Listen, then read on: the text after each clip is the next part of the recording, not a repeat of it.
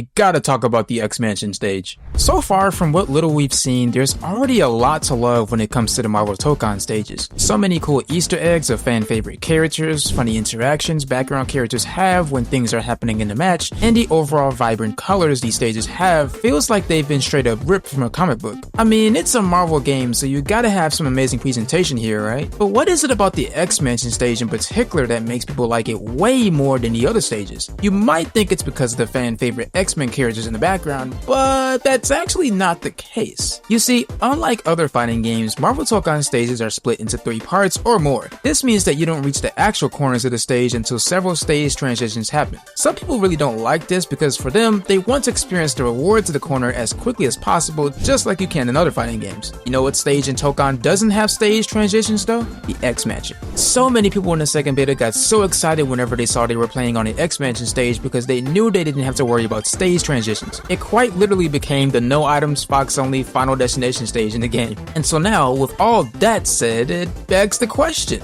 should X-Mansion be the only stage for competitive Marvel Tokon since it's the only stage with no stage transitions?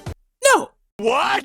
Now, before you get your pitchforks out, let me explain. So far in Marvel Tokon, we've only seen 3 stages: X-Mansion, New York City, and Savage Land. The X-Mansion stage only has 1 part, the New York stage only has 3 parts, and the Savage Land stage only has 5 parts. Tokon is far from its release date, so we're definitely going to be seeing more stage reveals as time goes on. Moreover, we're most likely going to see multiple stages with only 1 part like the X-Mansion, multiple stages with 3 parts like the New York City stage, and multiple stages with 5 parts like Savage Land. Now, with all this understood, let's talk about it. If there are multiple stages like X-Mansion that only has 1 part, then technically that means the X-Mansion wouldn't need to be the only stage for competitive Marvel Tokon, as you can use the other ones too. On the other hand, I do think it's fine for the stages with 3 parts like the New York stage to be used in competitive play too. I understand some folks don't like stage transitions, but I do think that 3-part stages are a pretty good middle ground for folks who like and don't like stage transitions. It's just enough parts to satisfy everybody. Now, for the stages with 5 parts like Savage Land, we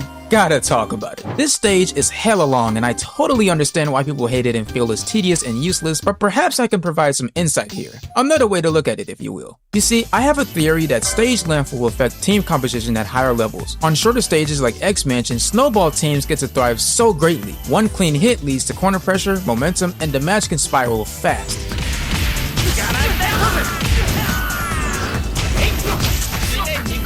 On medium stages like New York, you start rewarding balanced teams. It's not too short to where snowball and rushdown teams can easily get the wall corner off of 1 interaction, but they can at least get it off of the next stage part, which also simultaneously gives other team comps a fair chance against rushdown teams. Basically, any kind of team comp can work on this stage. And on really longer stages like Savage Land, the game subtly shifts toward control and stability. Because rushdown and snowball teams are asked to win neutral more times on these types of stages, zoning teams become way more effective and comfortable.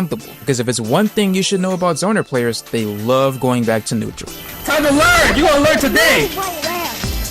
That, ladies and gentlemen, is a cheat move! That's the thing about these Tokon stages. The shorter stage is, the more effective it is for aggressive teams. Alternatively, the longer stage is, the more effective it is for defensive teams. This makes me think that Arc System Works wants Tokon to be very stage kind of pick heavy, similar to how competitive Smash Bros is. Because while Final Destination is beloved within the Smash community, there's still a respect for strategizing around picking other stages to have an advantage in the match. So stage length isn't just cosmetic, it quietly shapes what kind of teams feel optimal. And for that, I do think that it's fine for the stages with 5 parts like the Savage Land stage to be used in competitive play as well. But don't get it twisted, I get it. At least with Guilty Gear Strive, all stages are consistently endless, so it's easy for the competitive community to come to terms with it and not have to worry about a situation where one stage is better than the other. Now, there are stages that cause too much lag or make certain characters unseeable, which makes the competitive community remove certain stages and keep others, but that's a different reason compared to what Marvel Tokon is doing. With Tokon having stages with varying lengths, it's definitely going to cause some people to cling more to stages like X-Mansion, much like you witnessed during the beta. And as much as I love the X-Mansion stage myself, I can see what the developers are trying to do here with the stages, and for the most part, I agree with it. Regardless of all of this, the game isn't out yet and we still have much to learn and uncover about the game's mechanics and depth, so we'll definitely understand more in the coming months. But what do you guys think about this? Should competitive Tokon standardize around shorter stages for consistency, or should stage variety be a part of the competition? Let me know in the comments what y'all think, and as always, hope you have a blessed day.